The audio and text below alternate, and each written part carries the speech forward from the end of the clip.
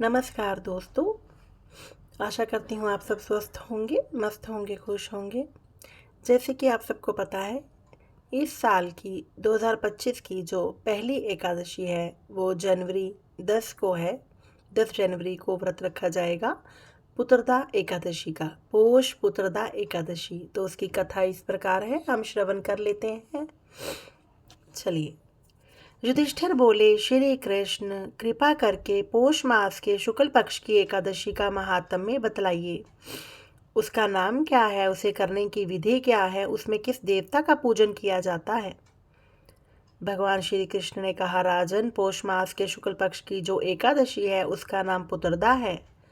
पुत्रदा एकादशी को नाम मंत्रों का उच्चारण करके फलों के द्वारा श्री हरि जी का पूजन कर लें। नारियल के फल, सुपारी, बिजोरा, नींबू, जमीरा नींबू, अनार, सुंदर आंवला, लौंग, बेर तथा विशेषतः आम के फलों से देव देवेश्वर श्री हरि जी की पूजा करनी चाहिए। इसी प्रकार धूप दीप से भी नारायण की अर्चना करें। पुत्रदो एकादशी को विशेष रूप से दीप दान करने का भी विधान है। रात को वैष्णव पुरुषों के साथ जागरण करें। जागरण करने वाले को जिस फल की प्राप्ति होती है वह हजारों वर्ष तक तपस्या करने से भी नहीं मिलता। ये सब पापों को हरने वाली उत्तम तिथि है। चराचर जगत सहित समस्त त्रिलोकी में इससे बढ़कर दूसरी कोई तिथि नहीं। समस्त कामनाओं तथा सिद्धियों के दाता भगवान नारायण इस तिथि के अधिदेवता हैं। पूर्व काल की बात है, भद्रावीपुरी में राजा सुकेतुमान राज्य करते थे। उनकी रानी का नाम चंपा था। राजा को बहुत समय तक कोई वंशधर पुत्र नहीं प्राप्त हुआ, इसलिए दोनों पति पत्नी सदा चिंता और शोक में डूबे रहते थे।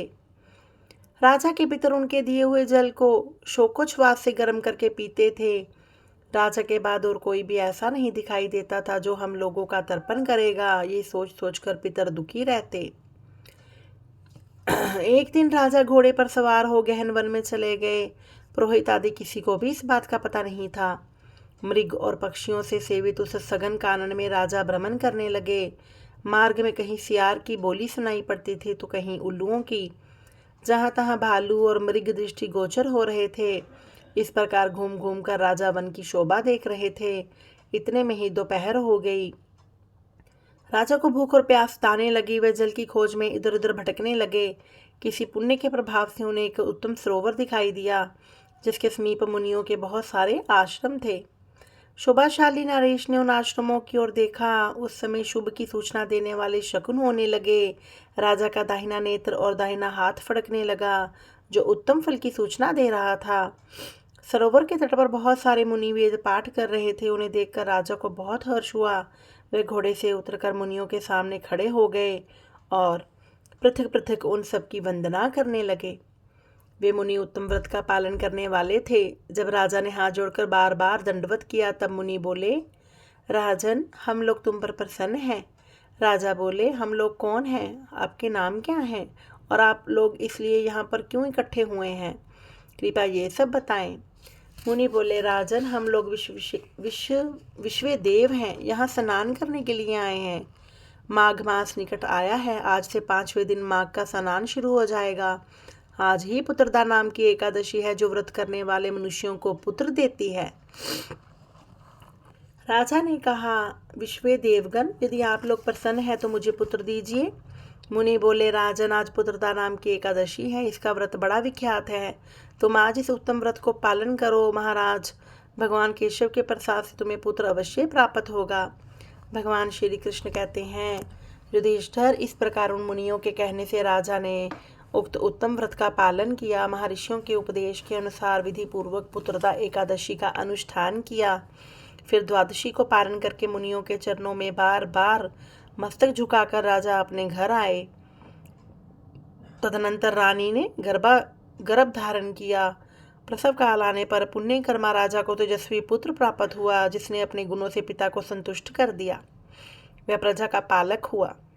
इसलिए राजन, पुत्रदा का उत्तम व्रत अवश्य करना चाहिए। मैंने लोगों के हित के लिए तुम्हारे सामने इसका वर्णन किया है। जो मनुष्य एकाग्रचित होकर पुत्रदा एकादशी का व्रत करते हैं वे इस लोक में पुत्र पाकर मृत्यु के पश्चात स्वर्गगामी होते हैं। इस महात्म्य को पढ़ने और सुनने से अग्नि, स्टोम, यज्ञ का फल मिलता है। जय श्री हरि, जय श्री हरि।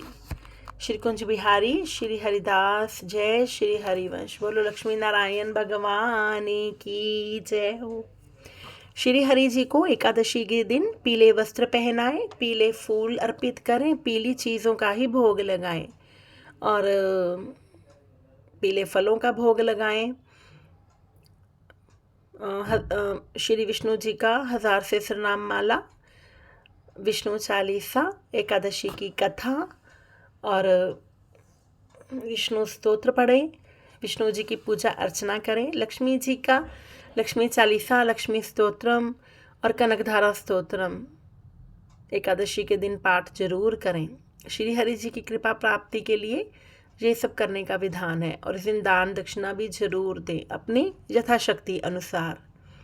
इस प्रकार एकादशी का व्रत करके हम श्री हरि और लक्ष्मी माता जी की कृपा प्राप्ति कर सकते हैं।